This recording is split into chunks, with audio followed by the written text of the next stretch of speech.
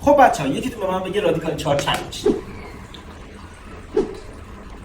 نترسین بگین، اشتباه هم بگین هیچ اتفاقی نمیافته. ما اومدیم اینجا که یاد بگیریم. آقا اجازه 3 نه درست نیست. دیدین؟ ترس نداشت.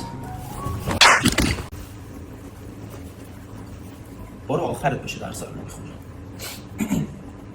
انشا داشتیم.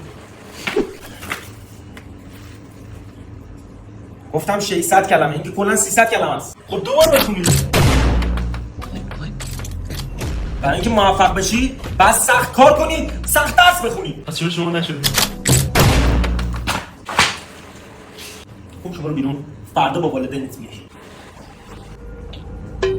تو که هنوز وایسادی؟ آقا هر چی میگردیم واکنمون نیست. برو پیداش کردم میدم به دفتر. پشتش مامان.